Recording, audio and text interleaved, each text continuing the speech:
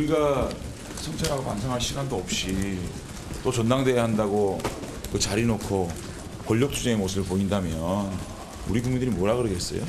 혁신하는 시간을 가지는 게 순서가 아닌가라는 차원에서 비대위원회를 만들자라고 얘기한 거고. 넘을 것 같아요. 비대위를 외부에다 내부에서 하자는 게 3분의 1은 되는 것 같아요. 외부라면 김종인 비대위에 대해서 3분의 1만 찬성한다는 말씀이죠? 김종인이 아니고 이제 3분의 1도 안 되는 것 같아요. 거의 내부에서 그냥 맡기지 마자 외부로. 그 얘기가 좀 주류를 이루고 있는 것 같아요. 그래서 그 김종인 비대위에 대해서는 좀 나는 그건 잘 모르겠어.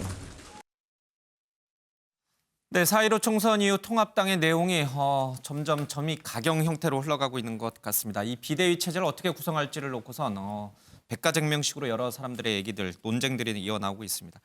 정치권 소식은요, 윤경호 MBN 논설위원 그리고 권상희 시사평론가로부터 조금 더 듣겠습니다.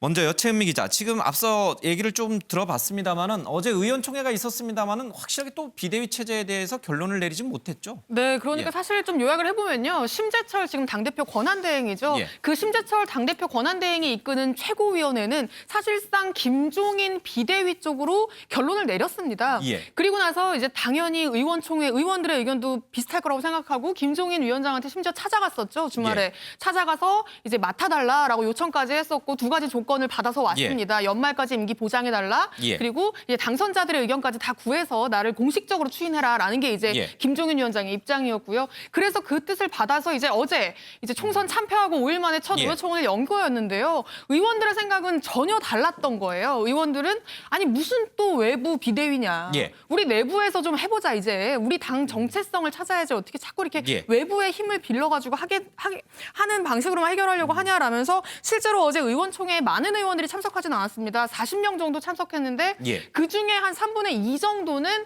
이 김종인 위원장 비대위에 반대하는 입장이었다는 거죠. 예. 그러면서 사실상 심재철 당대표 권한 대행이 어떻게 보면 좀 체면을 이제 구리게 된 구기게 건데요. 되는? 예. 이제 민망해지는 상황이 된 건데 어제 그 이야기를 심재철 이제 원내대표 이야기 한번 직접 들어보시죠.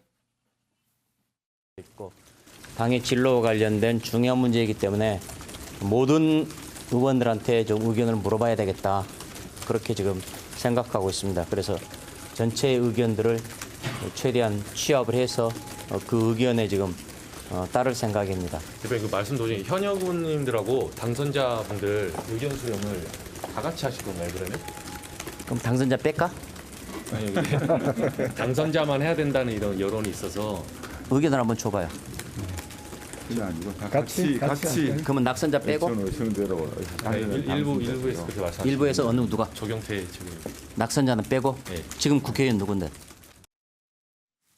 네, 지금 이제 심재철 원내대표 굉장히 불편한 심기를 지금 드러내고 있죠. 이 김종인 비대위를 구축하려고 했던 이 최고위원회 자체가 사실 조경태 최고위원을 제외하고는 모두 다 낙선자거든요. 그러니까 낙선자로 꾸려진 최고위원회에서 무슨 비대위를 구축을 하고 뭐 비대위원장을 모시고 예. 그런 결정을 왜 하느냐라는 예. 여론이 사실 있는 게 사실인 거고 그런 부분들이 이제 기자의 질문으로 묻어나니까 이제 굉장히 불편한 심기를 드러내면서 아니 그럼 낙선자들의 의견은 묻지 말라는 거냐. 지금 국회의원이 누군데 그런 얘기를 하느냐라면서 조금 이제 불편한 심기를 드러내는 모습이었습니다. 윤 의원님, 이 선거가 끝나면 이제 패한 당 쪽에서는 항상 이런 문제가 발생을 하긴 하는데 이번 선거 패배는 그 역대 어느 선거보다 더 충격이 훨씬 컸으리라 봅니다. 그래서 그만큼 내용이 더 깊을 것이라고는 짐작이 되는데 이렇게까지 우왕좌왕하고 이렇게까지 인물을 찾지 못해서 헤맸던 적이 있던가요? 글쎄 항상 충격은 그때가 예. 제일 컸어요. 어떤 상황에서든지. 그런데 지금 저는 심재철 예. 원내대표의 표현에서도 그렇고 지금 미래통합당의 모습에서도 그렇고 예. 과연 정당의 주인이 누구냐 이거에 대해서 제3자들도 그런 질문을 예. 할 수 있을 것 같고요. 지금 미래통합당의 당원이나 예. 또는 최고위원까지 모두 다 그거에 대해서 한번 생각을 다시 반추를 예. 해보는 게 답을 찾는 길이 보이지 않을까 싶은 생각이 들어요. 예. 그 심재철 원내대표 표현처럼 그럼 국회의원 당선자 예. 이들의 몫은 더 크고 나머지 뭐 당원들은 몫이 더 작고 예. 또는 내부에서 찾느냐 외부에서 찾느냐 이것도 역시 저는 마찬가지의 고민일 것 같은데 이게 바로 우리 정당 구조의 어찌 보면 취약함을 보여주는 거다. 예. 이런 경우에 어떤 방식을 통해서 최고위원들이 뭐 다시 꾸려진다든지 예. 이 비대위원을 꾸리는 것도 최고위원들이 찾아서 외부에서 데려오고 내부에서 추대하고 그래서 꾸려지면 예. 그게 당원들의 뜻이 다 모아지는 건지 아니면 당원들의 뜻이 모아지는 뭐 어떤 식이 예. 됐든 간에 출구가 있는 건지 이런 것도 좀 한번 따져보는 게 지금 물론 굉장히 급할 겁니다. 시간이 없을 겁니다. 그러나 조금만 더 길게 예. 보면 지금 그런 것들을 다져놓는 게 예. 외연이 다시 확장될 수 있는 길을 마련하는 그런 방법이 아닐까. 그걸 고민을 해봐야 되겠죠. 예, 이렇게 당이 어수선한 가운데 당내에서는 또 이 사전투표 부정 의혹이 계속 제기되고 있습니다. 어제가 저희 다뤄드렸습니다마는 쉽게 가라앉지 않고 있는 것 같습니다. 먼저 영상으로 먼저 보겠습니다.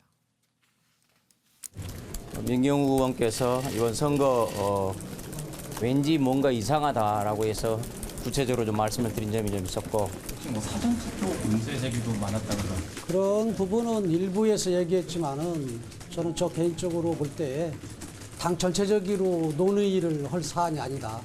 저는 그렇게 봅니다. 사전투표 개표 결과는 특정 수치의 결과 63, 36 나오도록 설계된 개표 전산 프로그램을 사전에 만들어 놓고 개표일에 그것을 작동시키는 수법으로 개표 결과를 조작한 것으로 강하게 의심이 된다. 여러분 의심이 되는 거 맞죠? 네, 사전투표 부정 의혹은 이 이른바 극단적 정치 성향을 가진 이런 보수 정치 유튜버들 일부에서 이제 제기를 하고 있고 당에서는 사실 그것을 공식적으로 뭐 다루진 않고 있습니다만은 민경욱 의원이 의구심을 갖는 걸 계기로 다시 당내에서도 이 문제가 논란이 이제 논의가 되는 것인지 이거는 꺼내면 꺼낼수록 통합당이 오히려 불리하게 작용할 텐데 그 생각들은 안 하시는 건지. 일단 저런 내용으로 계속 이렇게 뭔가 확산시키고 있는 모습이 예. 통합당 실패 원인을 외부에서 찾고 있는 거죠. 내부에 예. 문제가 있다고 보지 않는 거고 특히나 예. 뭐 민경욱 후보 같은 경우는 연소 의뢰 출마를 하지 않았습니까? 예. 근데 연소 공천 자체가 잘못됐었잖아요. 예. 호떡 공천이라고 해서 엎었다 뒤엎었다 이거 계속 반복했어요. 예. 그러다 보면 지역민들이 어떻게 생각하겠습니까? 우리를 뭘로 보고 이거 당연히 표심으로 연결될 예. 수밖에 없거든요. 그 부분에 대해서 아직 원인 분석이 안 됐기 때문에 이런 얘기를 할 수 있다라는 생각이 예. 들고요.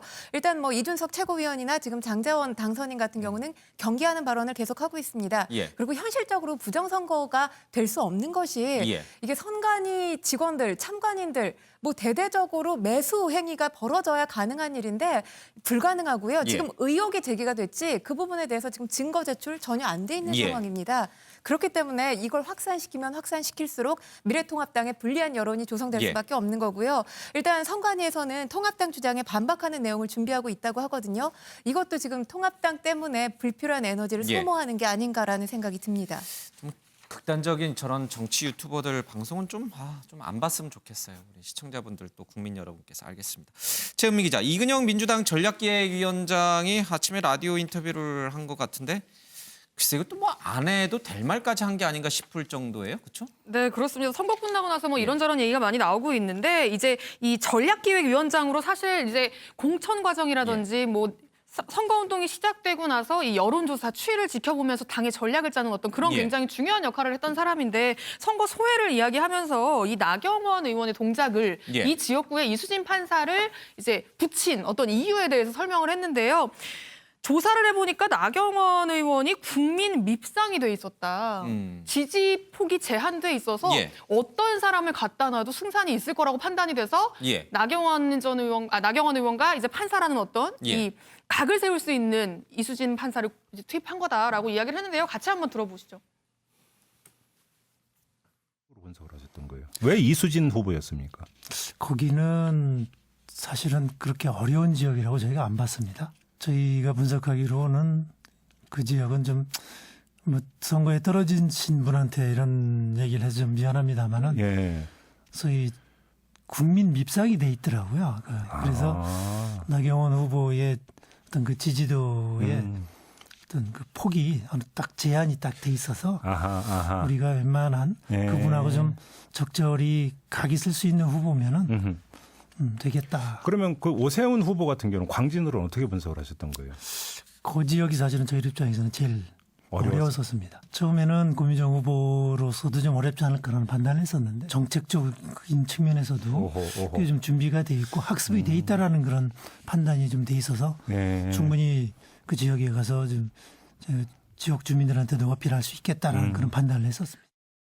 네, 나경원 의원의 지역구 지지도를 또 굉장히 좀 이렇게 안 좋게 이야기한 반면에 오세훈 전 시장 같은 경우도 굉장히 긍정적으로 평가했어요. 서울시장이었다는 어떤 인지도도 굉장히 높은 데다가 광진을 해서 지역을 다진 게 또 굉장히 오래됐거든요. 1년 넘게 지역을 다진 어떤 탄탄한 지지 기반도 있었고 그런 부분 때문에 이 지역이 광진을이 제일 어렵겠다. 사실 어떻게 보면 민주당의 텃밭이거든요. 이 추미애 의원이 5선 했던.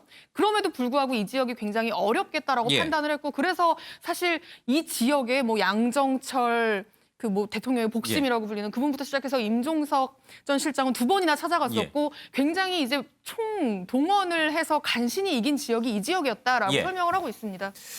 그러니까 당의 전략기획위원장이었으니까 이제 선거 뒷얘기를 할 수가 있죠. 할 수가 있긴 합니다만 사실 동작을도 이수진 후보와 나경원 후보 박빙이었어요. 그렇죠? 그렇게 뭐 쉽게 이길 수 있는 지역은 아니었는데 굳이 선거가 끝난 이후에 그래도 야당의 원내대표까지 지냈던 후보에게 국민 밉상, 뭐 여기는 손쉬운 승리가 예상되는 곳, 뭐 이런 식의 표현을 굳이 할 필요가 있었을까? 국민에게 또 오만하게 비치지 않았겠어요? 글쎄 오만함도 있지만 저 이근형 위원장이라는 분은 다시 본인이 정치판을 떠나서 본래 본업이 아마 뭐 마케팅이라든지 아니면 뭐 선거 컨설팅 뭐 이런 쪽이라고 하던데요. 그냥 비즈니스로 돌아가겠다. 저는 그렇게 얘기를 해서 참 참신하다 이런 생각을 했는데 그 대목에 굳이 저런 얘기가 아마 이분한테 기억이 남기로는 굉장히 역할을 하고 다시 그냥 홀연히 떠난 분이 아니라 마지막에 이런 얘기로 괜히 분란만 일으킨 걸로 전 그렇게 기억이 남을 것 같아서 좀 아쉽습니다. 앵커가 이미 얘기했듯이 굳이 필요 없는 얘기는 아무리 지나간 후일담이라도 할 필요가 없다. 그리고 또 하나 지금 더불어민주당은 이미 승자이기 때문에 승자의 어찌 보면 포용이라는 거는 가능한 겸손을 바탕으로 입을 닫는 게 그게 승자의 포용일 것 같아요. 알겠습니다.